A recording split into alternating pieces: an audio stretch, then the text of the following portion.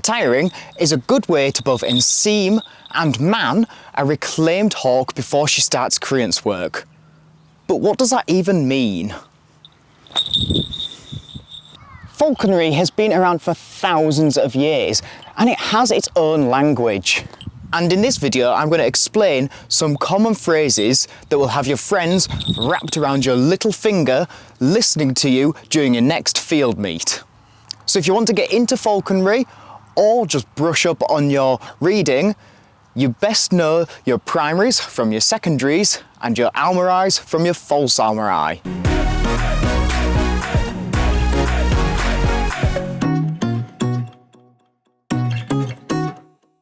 Let's start with the basics, the hawks themselves.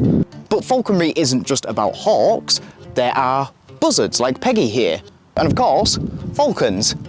In falconry, all birds can be referred to as a hawk. They're also always referred to as female, and you may have noticed this in some of my previous videos. And when talking about a hawk that's actually a hawk, it's typically called a true hawk. We also categorize different hawks into a few groups. Falcons are classed as long wings because of their long, thin, pointed wings.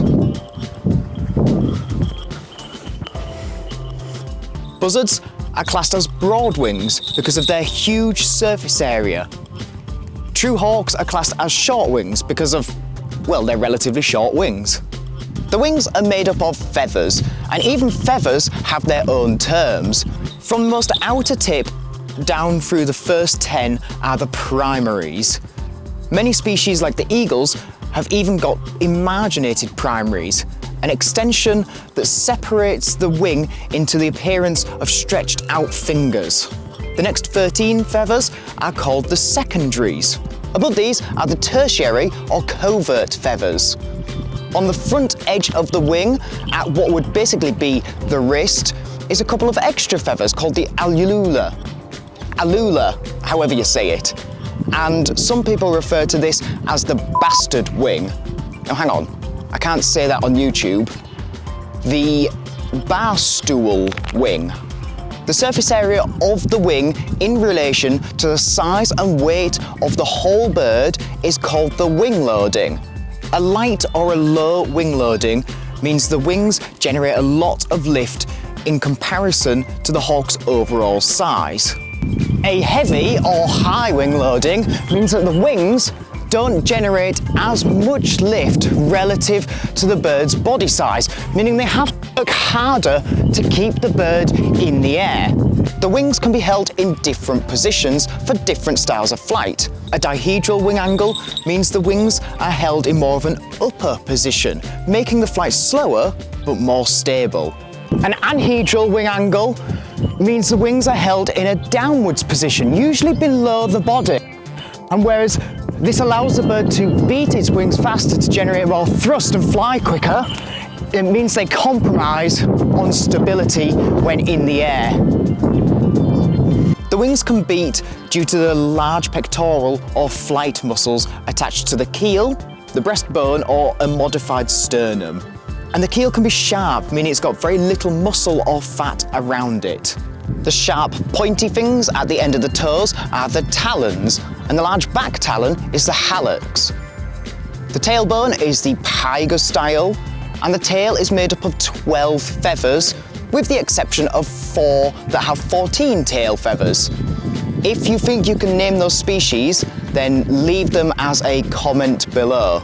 5 outer feathers on each side of the tail are called the retrices, and the 2 central feathers are called the deck feathers.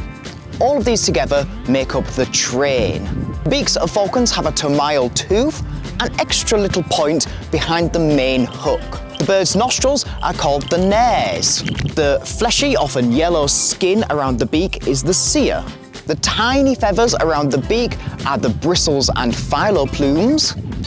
Some birds have plumicorns for camouflage and communication.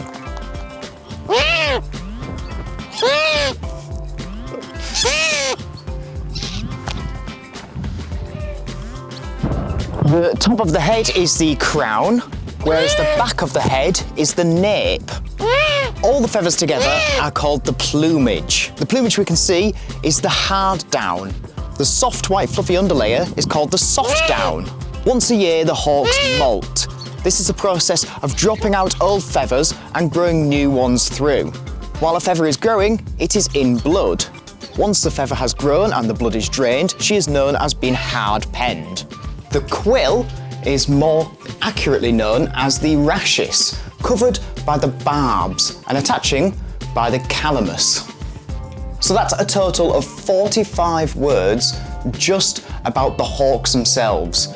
There are so many terms in falconry that I can't include them all in this one video, so make sure you are subscribed so you don't miss out on future videos in this series. And for now, thank you for watching.